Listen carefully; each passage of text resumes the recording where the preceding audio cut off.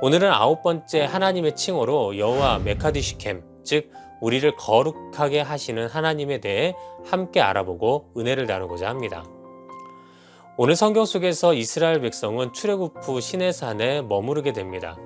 이 시내산이라는 곳에서 하나님은 모세를 통해 이스라엘에게 하나님의 법도를 알게 하시고 그 첫 번째로 알려주신 법도가 바로 우리가 너무나도 잘 알고 있는 십계명인 것입니다. 그리고 하나님께서는 다시 모세를 시내산 꼭대기로 부르셔서 40일 동안 성막과 안식일에 대한 법도를 말씀하십니다. 먼저 성막에 대해 말씀하시면서 성막을 어떻게 지어야 하는지, 그 안에 무엇을 두어야 하고 또 무엇을 재료로 사용해야 하는지, 관리는 어떻게 해야 하며 또 제사장들은 어떠해야 하고 제사는 어떻게 드려야 하는지 등등을 알게 하셨습니다.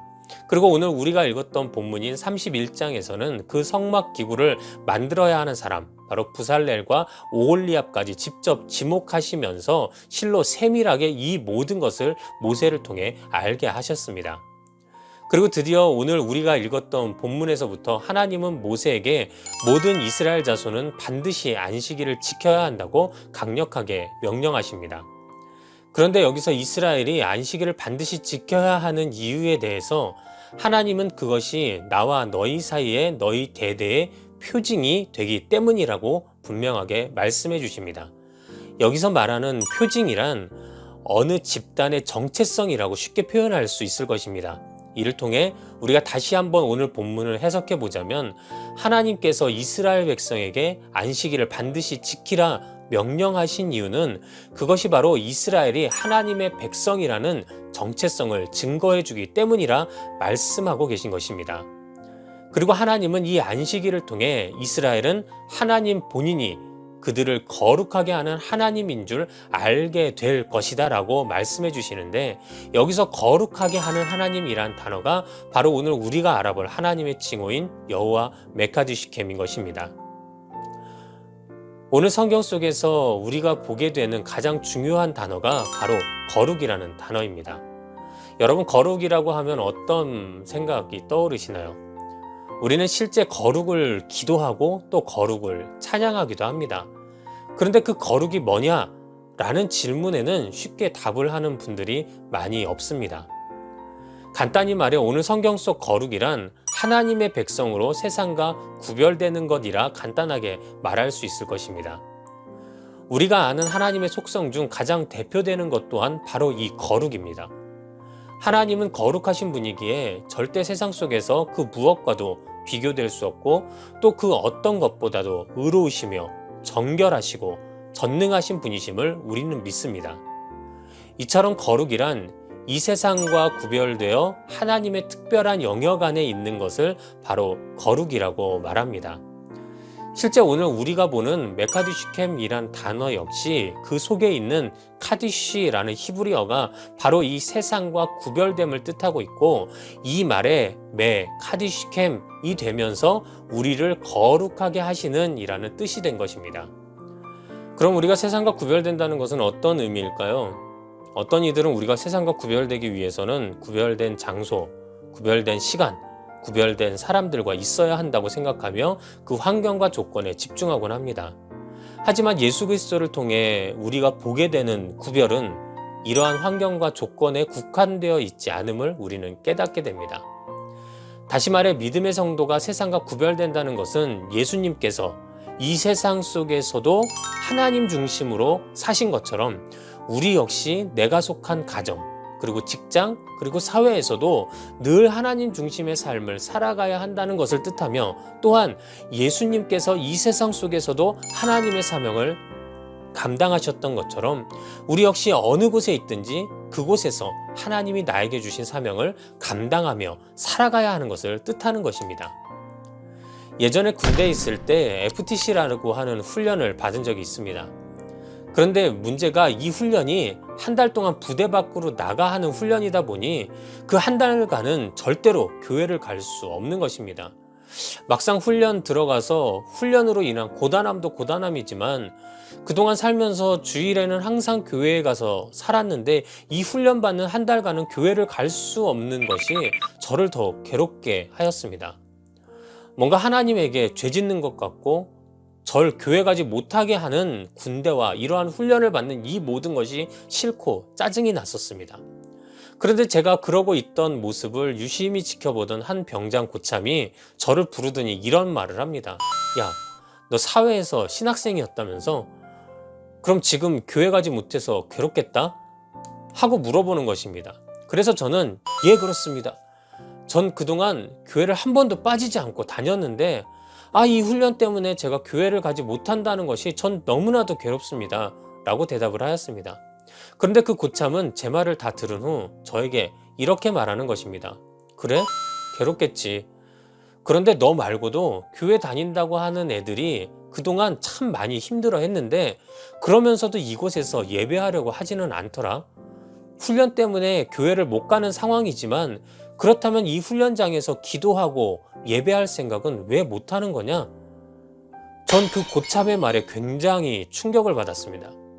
그러면서 제 자신을 돌아보니 교회를 가지 못해 짜증내고 괴로워하면서도 그곳을 성전으로 바꿔 그곳에서 기도하고 예배할 생각은 전혀 하지 못했던 것입니다. 그렇습니다. 이 이야기에서 볼 수 있듯이 세상과 구별된 거룩함이란 자신의 환경과 상황이 어떻든 그곳을 하나님과 함께하는 곳으로 변화시키는 것이며 또 그곳에서 하나님이 나에게 주신 사명을 깨달으며 나아가는 것, 즉 일상이 신앙이 되는 삶이라 말할 수 있는 것입니다. 오늘 성경 속 하나님께서도 이스라엘을 거룩하게 하시어 먼저는 그들이 하나님의 자녀라는 정체성을 갖게 하셨고 나아가 출애굽기 19장 6절에 너희가 내게 대하여 제사장 나라가 되며 거룩한 백성이 되리라 너는 이 말을 이스라엘 자손에게 전할지니라 라는 말씀처럼 그들을 통하여 이루실 하나님의 목적을 알게 하신 것입니다. 그래서 하나님은 늘 이스라엘에게 그리고 오늘을 살고 있는 우리 믿음의 성도들에게 레위기 11장 45절의 말씀처럼 나는 너희의 하나님이 되려고 너희를 애굽 땅에서 인도하여 낸 여호와라 내가 거룩하니 너희도 거룩할지어다 라고 하는 말씀처럼 우리에게 늘 거룩할 것을 말씀하시고 있는 것입니다. 그런데 이런 세상과 구별된 거룩한 삶이 실제 우리의 삶 속에서 쉽지 않은 것이 사실입니다. 그 이유가 무엇일까요? 그것은 우리가 성경 속 거룩이라는 단어를 오해하고 세상과 구별이 아닌 차별의 길을 선택해버리기 때문입니다. 구별은 구분되었다라는 뜻이지만 차별은 등급을 나눈다라고 하는 뜻입니다. 때문에 구별은 자신의 자리에서 하나님께서 우리에게 맡겨주신 그 사명을 찾게 되지만 차별은 자신의 권한과 자신이 누려야 될 그 자리만을 내세우게 되어 결국 다른 이들에게 상처와 억눌림을 줄 수밖에 없게 되는 것입니다. 그런데 정말 많은 성도님들이 구별된 삶이 아닌 구별을 가장한 차별의 삶을 살고 있을 때가 너무나도 많이 있으십니다. 실제 목회를 하다 보면 거룩을 내 삶에 나타나는 모양새 정도로 생각하시는 분들이 있습니다. 그러다 보니 우리가 받은 직분이, 우리가 교회 다닌 연수가, 내가 교회에서 먼저 체험한 경험이, 그리고 혹은 내가 기도 시간에 쓰는 감동스러운 문구들이 때론 나의 거룩의 기준이 되어 오히려 이를 통해 다른 사람들 위해 군림하고자 하는 경우들도 종종 보게 됩니다.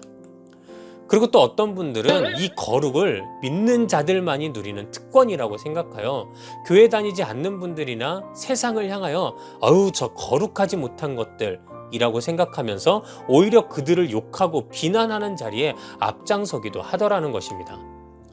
또 어떤 분들은 거룩을 절대로 죄를 짓지 않는 것이라고만 생각하여 그렇게 살지 못하는 자신을 바라보면서 늘 자신을 탓하고 나아가 자신의 믿음을 확신하지 못하거나 아니면 이와는 반대로 너무 율법주의가 되어서 늘 주변의 사람들을 판단하고 정죄하여 상처 주는 경우들도 있더라는 것입니다.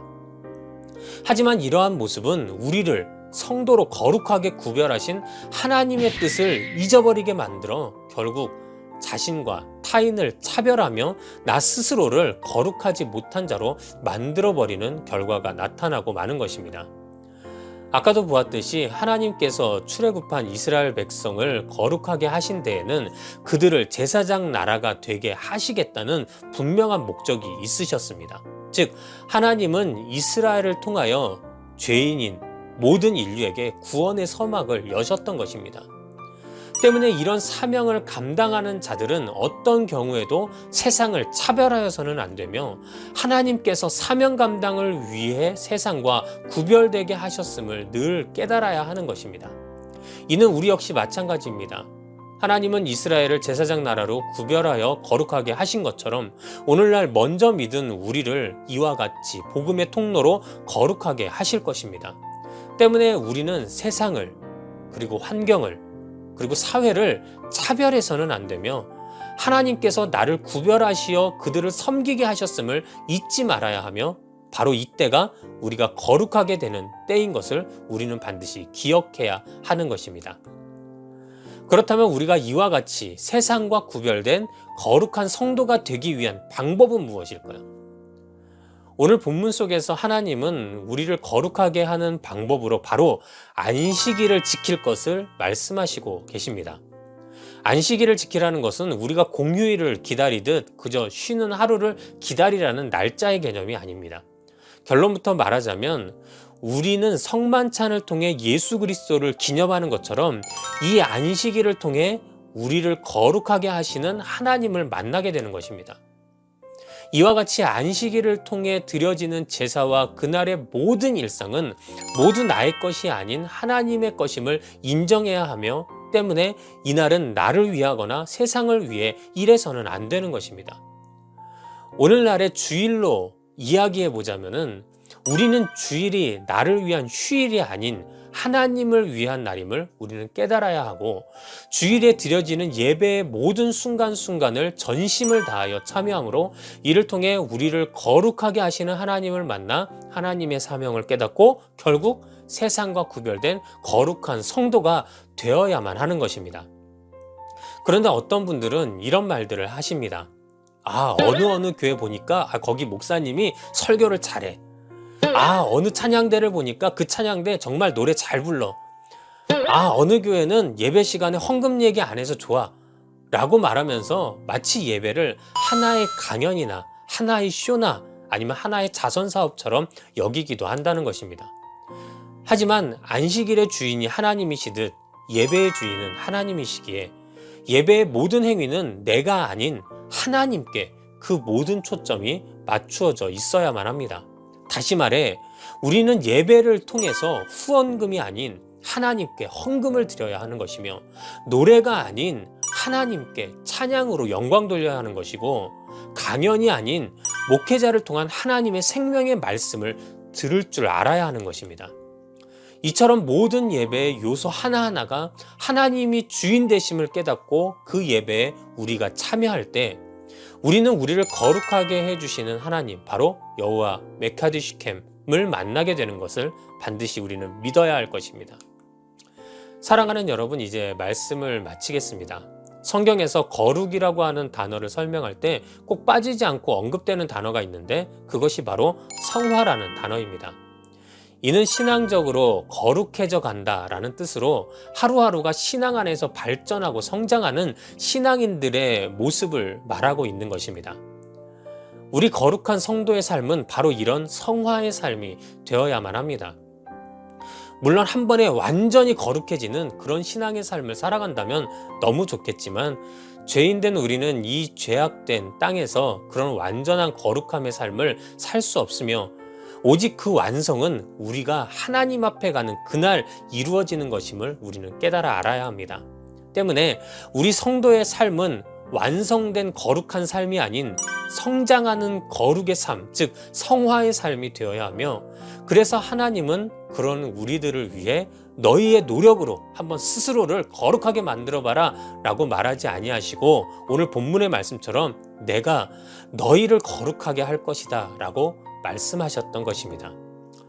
때문에 우리를 거룩하게 하시는 하나님, 즉 여호와 메카드시켐은 우리에게 하나님의 값없는 은혜와 인류를 향한 사랑의 이름임을 우리는 깨닫고 믿어야만 합니다.